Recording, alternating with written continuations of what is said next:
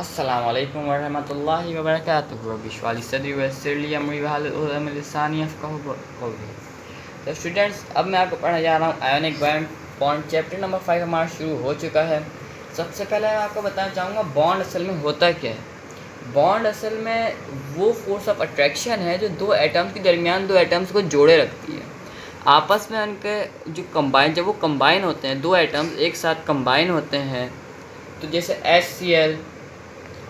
HCl H2O दो atoms combine हो रहे हैं। H से जब हाइड्रोजन हाइड्रोजन से कंबाइन होता है तो दो एटम्स एक साथ कंबाइन हो रहे हैं, और जब वो कंबाइन हो रहे हैं तो फॉर्म कर जो फोर्स ऑफ अट्रैक्शन के कंबाइन होने में उनको कंबाइन रख रही है उसे हम बॉन्डिंग कहेंगे। ये बॉन्ड ही है जिसकी वजह से हम बहुत सारे बेशतर हम जो है इसके कंपाउंड्स फॉर्म करते हैं। बहुत सारे ऐसे कंपाउंड फॉर्म होते हैं बॉन्डिंग की वजह से ही। अगर ये बॉन्डिंग ना हो तो फिर हमारे पास कोई कंपाउंड ना हो, जितने भी एटम्स हैं वो अलग अलग ही रहें। तो जिस स्पेसिफिक टाइप को आज हम पढ़ने जा रहे हैं बॉन्डिंग की, उसका नाम है आयोनिक बॉन्डिंग। आयोनिक बॉन्डिंग को कॉजल ने डिस्कवर किया था। ये बॉन्डिंग ज़्यादातर मेटल्स और नॉन मेटल्स के दरमियान में ही होती है। इस बॉन्डिंग में असल में होता क्या है। इस बॉन्डिंग में ये होता है कि इसमें कम्प्लीटली ट्रांसफ़र हो जाता है एक electron one atom to another atom. एक एटम अपना इलेक्ट्रॉन लूज़ कर देता है, डोनेट कर देता है, और दूसरा जो है उसे एक्सेप्ट कर लेता है। तो इसलिए करते हैं इसलिए हम इसको ये भी कहते हैं, जिस बॉन्डिंग में डोनर और एक्सेप्टर आ जाए उसको हम आयोनिक बॉन्डिंग कहते हैं। तो एटम्स, ये तो जिसका दूसरा पॉइंट है वो तो बिल्कुल ही सिंपल पॉइंट है कि जो एटम लूज़ करेगा एक इलेक्ट्रॉन को वो हो जाएगा पॉजिटिवली चार्ज, और जो एटम गेन करेगा एक इलेक्ट्रॉन को वो हो जाएगा नेगेटिवली चार्ज। देखें, Na का एटॉमिक मास है 11। इसी तरीके से क्लोरीन का एटॉमिक नंबर है हमारे पास 16, 35 है हमारे पास। तो ऐसे ही ये होता है कि इसमें इलेक्ट्रॉन्स भी दोनों के इतने ही मौजूद होते हैं। तो इलेक्ट्रॉन इतने मौजूद होते हैं तो इस Na को अपना ऑक्टेट ख़त्म करने के लिए एक इलेक्ट्रॉन डोनेट करना, और क्लोरीन को एक्सेप्ट करना एक इलेक्ट्रॉन। तो ऐसे इसमें पॉजिटिव और नेगेटिव चार्जेस अकर हो जाते हैं। तो हम ये भी जानते हैं कैटाइंस और एनाइंस अट्रैक्ट ईच अदर करते हैं, इलेक्ट्रोस्टैटिक फोर्स अप्लाई करते हैं। कैटाइंस और एनाइंस समझ में आ गया आपको, नेगेटिव और पॉजिटिव चार्जेस अप्लाई हो जाते हैं दोनों पे, इसलिए और अट्रैक्शन बढ़ जाती है। तो हम इधर इसकी डेफिनेशन को ये भी कहते हैं, the force of attraction that hold opposite charge ion together are called ion और इलेक्ट्रोवैलेंट बॉन्ड। इसे हम इलेक्ट्रोवैलेंट बॉन्ड भी कहते हैं।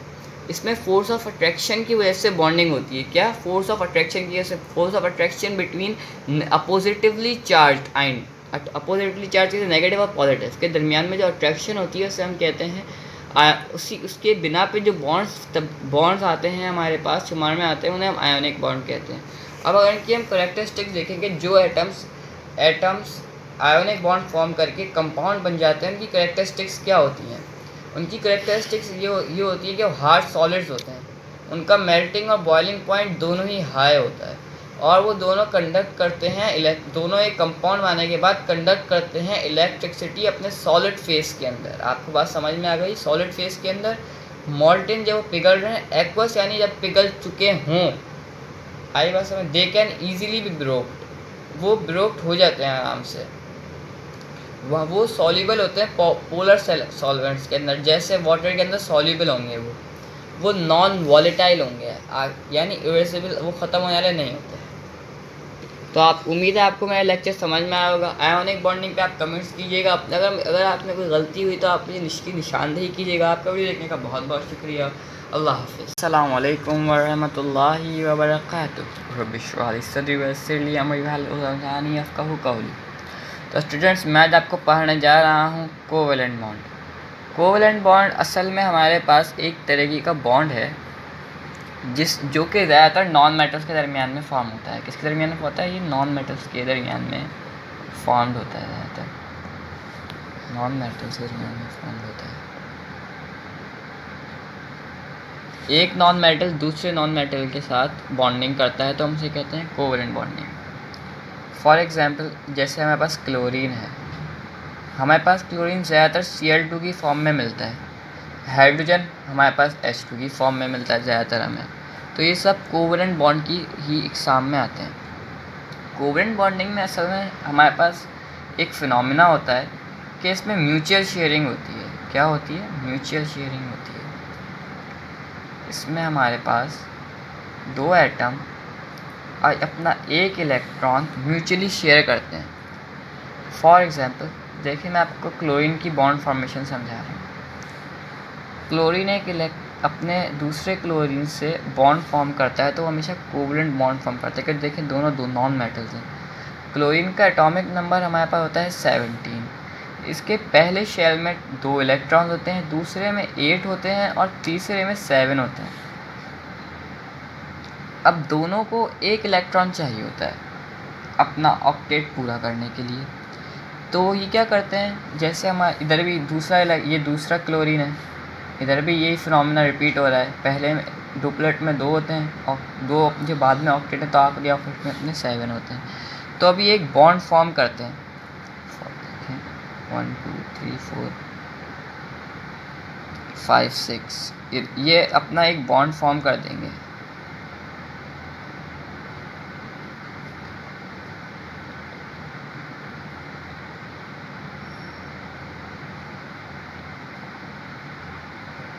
ये एक बॉन्ड की फॉर्मेशन करेंगे और ये जो एक इलेक्ट्रॉन है इसको म्यूचुअली शेयर करेंगे दोनों। इससे दोनों एटम्स स्टेबल हो जाएंगे। आ गई आपका बात समझ में?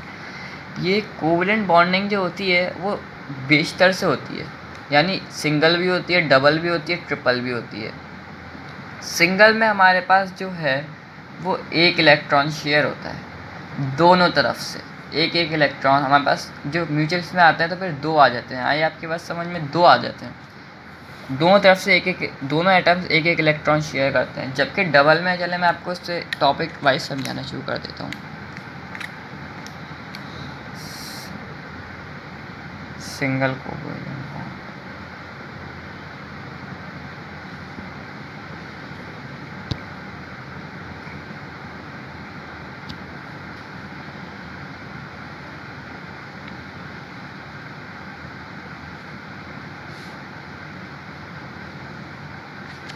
सिंगल कोवेलेंट बॉन्ड के अंदर एक इलेक्ट्रॉन पेयर शेयर होता है। दो एटम्स एक इलेक्ट्रॉन का पेयर शेयर करते हैं। जैसे हमारे पास हाइड्रोजन का बॉन्ड जो फॉर्म होता है, दोनों अपना एक एक इलेक्ट्रॉन शेयर करते हैं और फिर म्यूचुअली शेयर होता है, हमारे पास H2 फॉर्म हो जाता है। इसका डुप्लेट कंप्लीट हो जाता है। समझ में आया आपकी बात? क्योंकि हाइड्रोजन का तो एटॉमिक नंबर 1 होता है, तो इसका ड्यूप्लेट होता है वो कंप्लीट हो जाता है, तो ये H2 फॉर्म्ड हो जाता है। आ गई आपकी बात समझ में? इसी तरीके से डबल कोवेलेंट बॉन्ड होता है।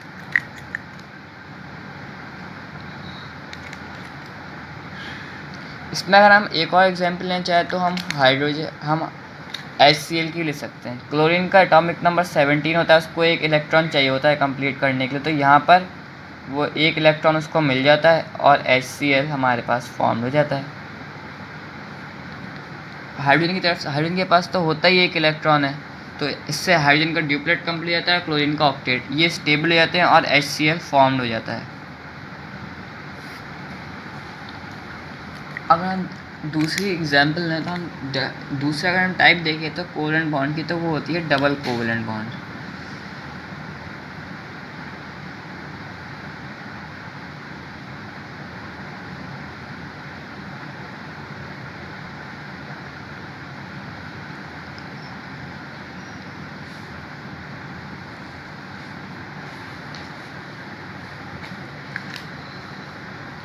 डबल कोवेलेंट बॉन्डिंग में ये होता है कि यहाँ पे 2 इलेक्ट्रॉन पेयर शेयर होते हैं। क्या? यहाँ पे 2 इलेक्ट्रॉन के पेयर शेयर होते हैं, इसी वजह से हम डबल कोवेलेंट बॉन्डिंग कहते हैं इसे। इसको हम शो करते हैं 2 शॉर्ट लाइंस बनाकर। तो अगर हम इसमें एग्जाम्पल देखना चाहें तो यहाँ पर हमारे पास एग्जाम्पल जो आएगी वो होगी ऑक्सीजन की। ऑक्सीजन का एटॉमिक नंबर है 8।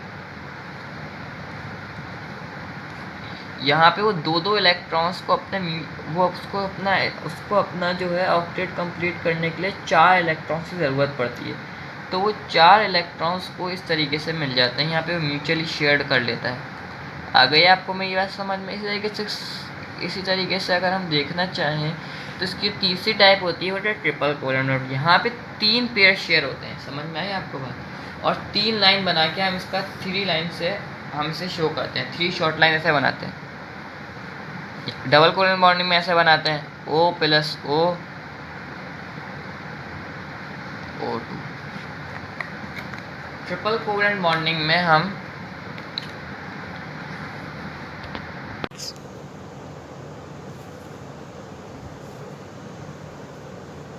ट्रिपल कोवेलेंट बॉन्ड असल में होता क्या है, चले मैं आपको ट्रिपल कोवेलेंट बॉन्ड भी समझाऊँ। ट्रिपल कोवेलेंट बॉन्ड के अंदर हमारे पास 3 पेयर ऑफ इलेक्ट्रॉन शेयर होते हैं, 3 पेयर्स ऑफ इलेक्ट्रॉन्स हमारे पास इसमें शेयर होते हैं। 3 pairs of electrons are shared. हम इसे रिप्रेजेंट करते हैं 3 लाइंस बनाकर, रिप्रेजेंट करते हैं 3 लाइंस बनाकर, रिप्रेजेंट करते हैं 3 लाइंस बनाकर, शॉर्ट लाइंस, 3 शॉर्ट लाइंस बना के चलें। अब जो बॉन्ड इसमें फॉर्म होता है वो होता है नाइट्रोजन का। इसकी एग्जाम्पल हम ले सकते हैं, तो हम नाइट्रोजन की एग्जाम्पल लेंगे। नाइट्रोजन का एटॉमिक मास होता है 7।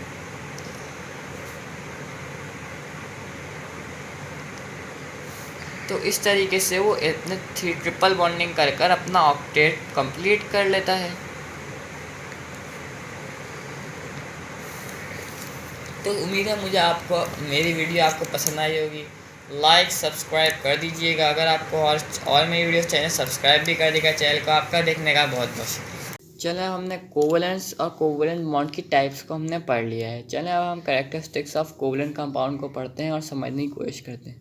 तो कैरेक्टरिस्टिक्स ऑफ कोवेलेंट कंपाउंड, कुछ कोवेलेंट कंपाउंड जो फॉर्म होते हैं, असल में कोवेलेंट कंपाउंड होते क्या हैं? कोवेलेंट कंपाउंड्स वो कंपाउंड्स होते हैं जो by help of covalent bonding form होते हैं।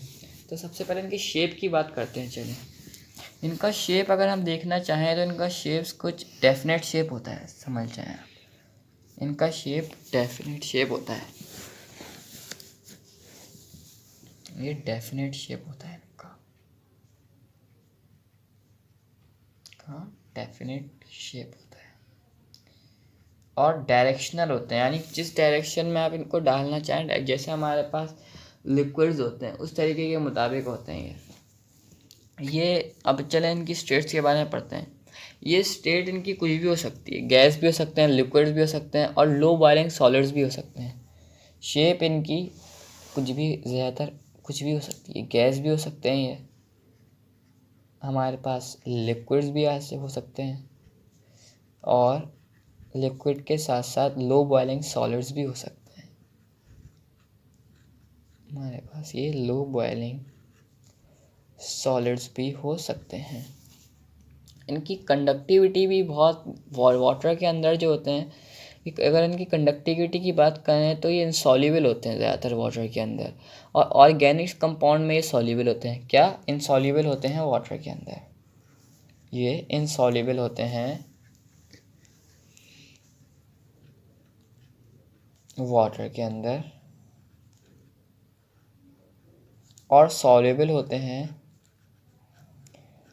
ऑर्गेनिक्स कंपाउंड के अंदर। ऑर्गेनिक कंपाउंड क्या होते हैं? ऑर्गेनिक कंपाउंड वो कंपाउंड्स होते हैं मोस्टली जो कि हमें नेचर के तहत मिलते हैं, ऑर्गेनिक तरीके से हमें, जो लैब में प्रिपेयर नहीं होते, जो हमें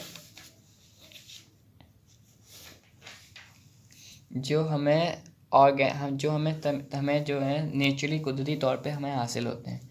ये इनके लो मेल्टिंग और बॉइलिंग पॉइंट होता है। इनका जो बॉइलिंग पॉइंट होता है कोवेलेंट कंपाउंड्स का, वो ज़्यादातर लो ही होता है। Low melting and boiling point होता है, low melting and boiling point होता है इनका।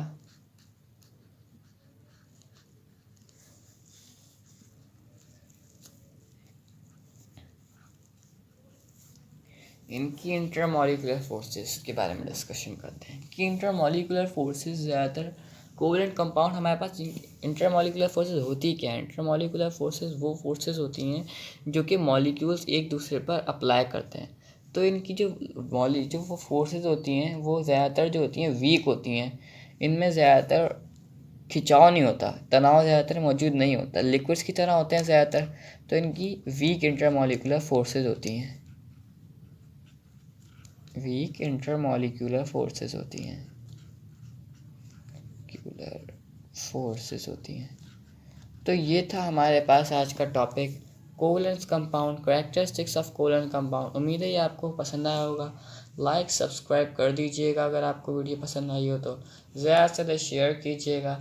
अगर आपको मेरी वीडियो रोज़ चाहिए तो इसको सब्सक्राइब भी करते रहिएगा। आपका बहुत बहुत शुक्रिया।